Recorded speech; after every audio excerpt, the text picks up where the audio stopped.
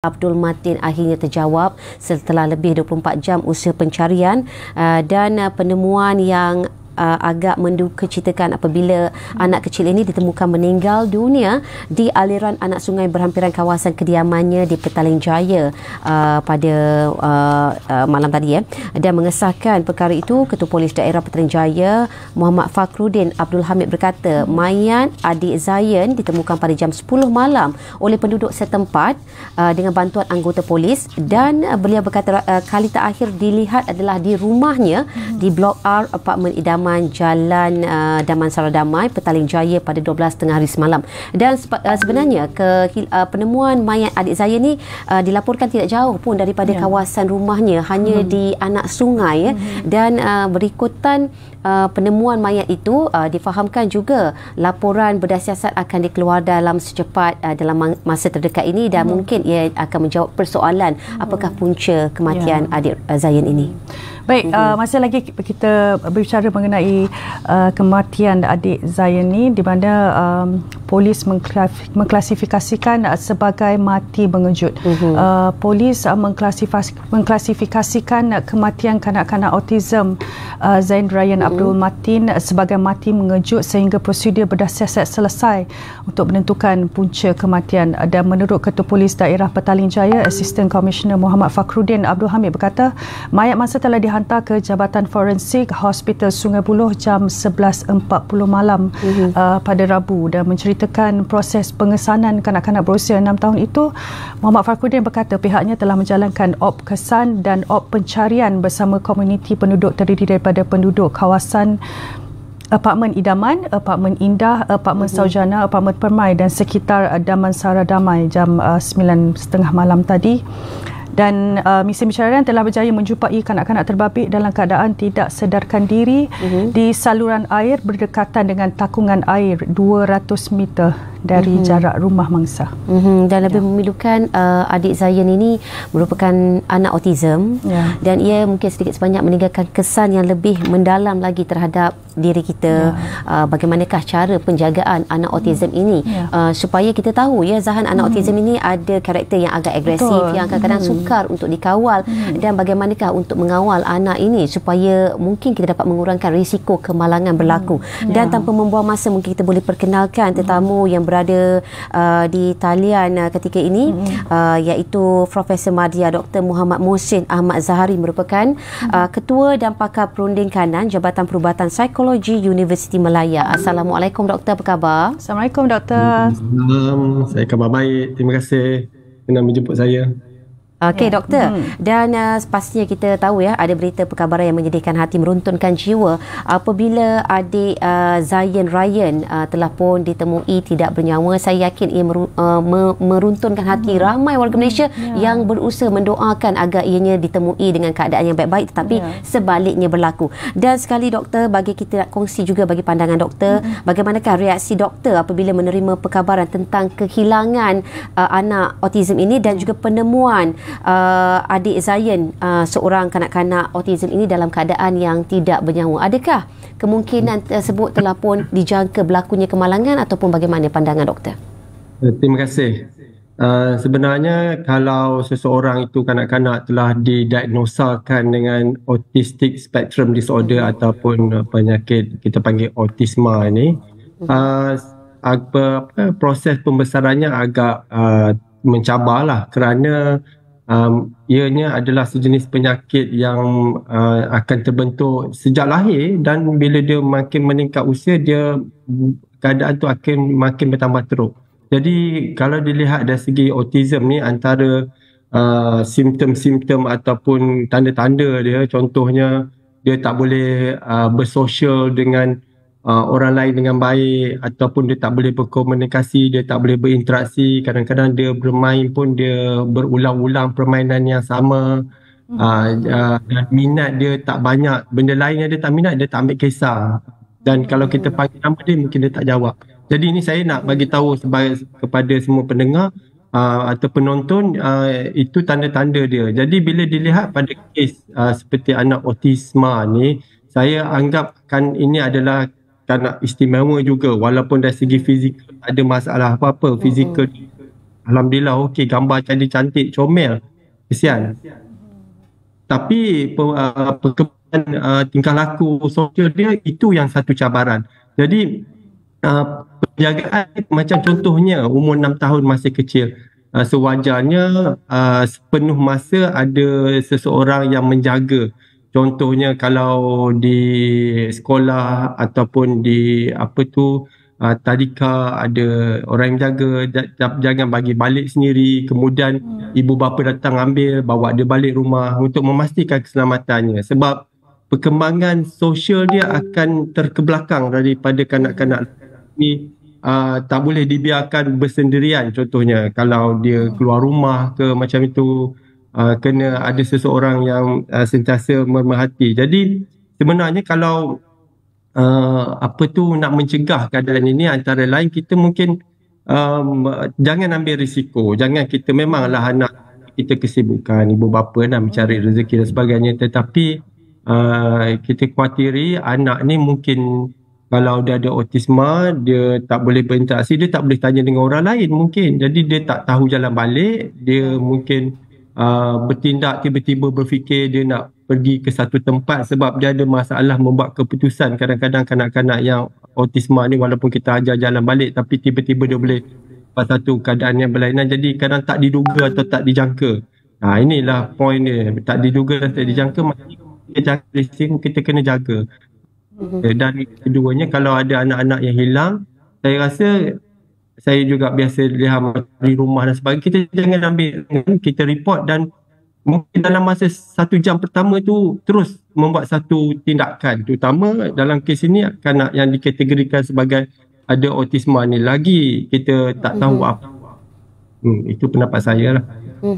Mungkin doktor, salah satu daripada cabaran kanak-kanak autisma ini, mereka mungkin berada di suatu situasi ataupun di suatu kawasan persekitaran itu, tetapi mereka ini tidak dapat membezakan sama ada ia tempat itu betul-betul selamat ataupun terdapat bahaya, sebarang bahaya yang boleh orang kata tu menyebabkan risiko lah untuk kawasan tu tidak selamat. Sebenarnya bagaimana sebenarnya untuk, kalau selepas ini, untuk kita memberitahu ataupun memberikan pengajaran kepada kanak-kanak autisma ini untuk mengambil langkah jaga-jaga dan tahu membezakan sama ada ianya selamat ataupun dia sebaliknya? Itu agak satu cabaran kepada ibu bapa yang memiliki kanak-kanak istimewa yang ada autisma ini.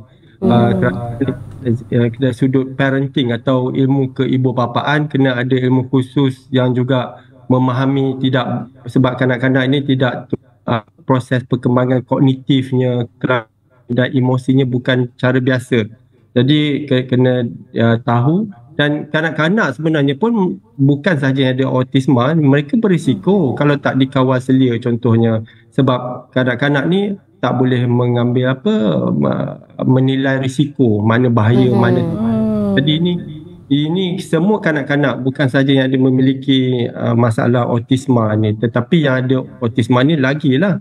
Sebab biasanya dia perkembangan sosialnya kurang, jadi mungkin percakapannya pun agak terhad, cara kaedah bersemuka dengan orang lain, dan dia mungkin jumpa dengan orang lain pun dia nak mengelak jumpa dengan orang lain sebab dia tak selesa takut ditegur dan ditanya sebab dia tak dapat memberi respon balik. Ini kanak-kanak yang istimewa yang ada autisma ni. Jadi ibu bapa mungkin antara lain itulah kena menyelia, itu satu. Keduanya mungkin menanam satu budaya macam jiran contohnya kan, ataupun penjaga. Kalau ibu bapa ni kerja, kena sepanjang masa kena ajar dan memerhati di mana keadaan keselamatan kanak-kanak ini. Macam walaupun mungkin dia ada kawan, mungkin boleh main, tapi main dalam kawasan rumah lah contohnya kan. Kalau di luar nanti dia kawannya bawa tempat lain, itu pun kalau ada kawan dan tiba-tiba dia mungkin rasa tak selesa dengan kawan tu, dia boleh buat lari daripada kawan tu, dia boleh buat sesuatu.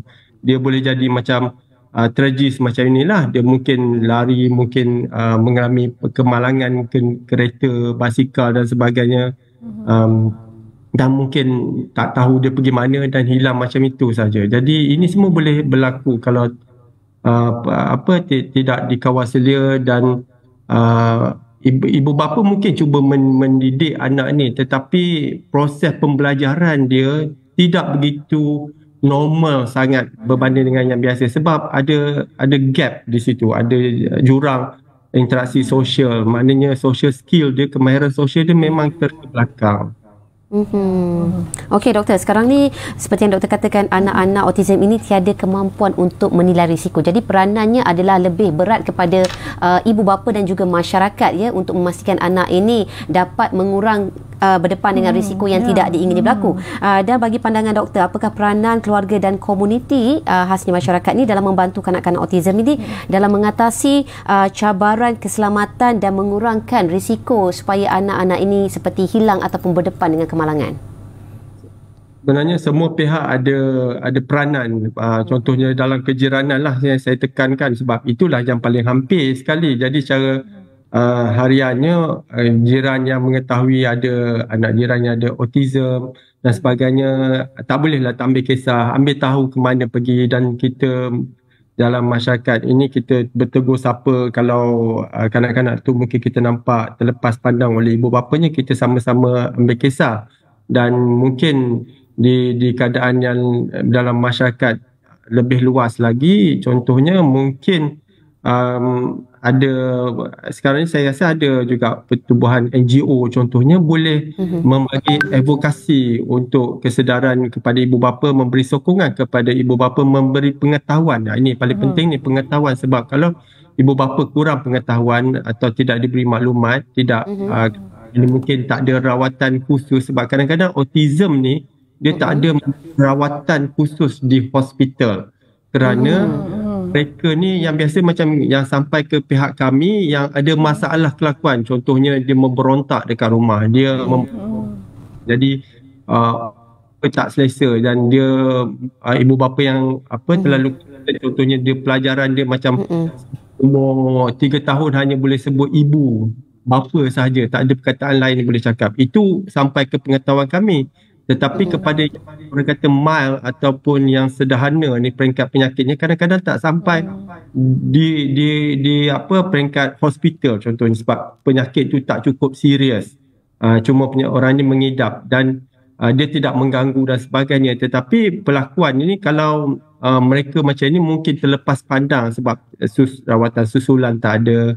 Mungkin kadang-kadang ada peranan juga daripada macam Jabatan Kebajikan pun saya rasa boleh juga memainkan peranan di sini untuk tolong menyelia mereka-mereka yang ibu bapa contoh knowledge macam mana nak jaga dan sebagainya kepada kanak-kanak autism yang tak sangat serius. Ya doktor, tadi doktor cakap tentang peranan yang harus dimainkan oleh ibu bapa. Pada pandangan doktor pula, bagaimana agaknya peranan yang harus dimainkan oleh masyarakat dan juga komuniti sendiri dalam kita untuk menyokong kanak-kanak autism ini untuk orang kata tu mengutamakan faktor keselamatan diri mereka sendiri. Itulah saya kata antara lain kalau kejiranan tu kita sama-sama, kalau kita tahu kita tolong tengok sama-sama, jangan kita dan juga mungkin kepada yang ada ilmu kita boleh kadang ibu bapa pun ada juga stres, jadi masyarakat kena beri sokongan juga kepada ibu bapa, sebab kanak-kanak istimewa yang ada autism ni memang ibu bapa pun boleh jadi tertekan dekat rumah, cara berkomunikasi anak orang lain boleh bercakap, boleh bermain dengan bebas, tapi anak autism ni dia tak nak jumpa orang, dia mengelak orang, kalau ada orang dia keluar dari sosial itu, dia mengelak dan akhirnya mungkin pembelajaran dia pun boleh tercecil. Ini yang pentingnya. Jadi jangan ambil ringan dengan autism ni juga. Mungkin macam saya kata tadi, peranan masyarakat secara keseluruhannya boleh diwujudkan melalui NGO contohnya, perkumpulan sertifikat mengikut kawasan daerah. Jadi pelajari satu sama lain macam mana edah autism ni ditangani, sebab kadang-kadang masalah ni lebih difahami oleh mereka yang ada juga masalah yang samalah, ibu bapa atau ini macam dalam masyarakat boleh dilakukan kumpulan sokongan seperti ini juga. Okey, dan doktor mungkin boleh berbaki dengan masa yang singkat, seringkasnya mungkin doktor boleh kongsikan kata-kata akhir kepada para penonton berikutan dengan insiden yang berlaku ini. Bagaimanakah pesanan dan harapan daripada pandangan doktor sendiri terhadap apa yang berlaku ketika ini? Saya rasa kita tak mahu tragedi seperti ini berulang lagi. Jadi kanak-kanak istimewa seperti autism, ada yang pembelajarannya perlahan, ada yang ada masalah attention deficit dan sebagainya. Kita tak boleh pandang ringan, kita kena ambil serius. Pertama, untuk mendapatkan sokongan daripada pihak-pihak yang memberi sokongan lah, seperti NGO ataupun Kementerian Kesihatan ataupun ada kumpulan. Selain daripada itu juga kita tak mahu kejadian yang menyayat hati seperti berakhir dengan tragedi kematian dan sebagainya berlaku. Jadi kita jangan ambil risiko atau ambil ringan berkenaan dengan keselamatan anak. Sebenarnya keselamatan anaknya akhirnya saya rasa mengikut undang-undang pun bukan tanggungjawab anak, tanggungjawab apa ibu yang bapa dan penjaga itu sendiri. Dan kalau di sekolah, cikgu pun ada tanggungjawab juga. Jadi betul. Pihak ini kena memainkan sebab nombor satu adalah keselamatan anak dan nyawa kita perlu hargai. Itu dia. Terima kasih kita ucapkan kepada Profesor Madya Dr. Muhammad Muhsin Ahmad Zahari, merupakan Ketua dan Pakar Perunding Kanan Jabatan Perubatan Psikologi Universiti Malaya, atas perkongsian yang saya kirakan banyak ilmu dan juga manfaat yang dapat kita terima berkaitan bagaimana untuk handle ataupun mengawal anak autism ini daripada mengelakkan daripada mereka berdepan dengan risiko kemalangan. Saya tertarik dengan kata-kata doktor tadi. Anak-anak itu adalah tanggungjawab kita sebagai ibu bapa. Dan selain pada ibu bapa, saya kira masyarakat juga harus memainkan peranan. Maknanya kena peka dengan keadaan sekeliling sekiranya berhadapan dengan kanak-kanak ini juga. Jadi Nurul,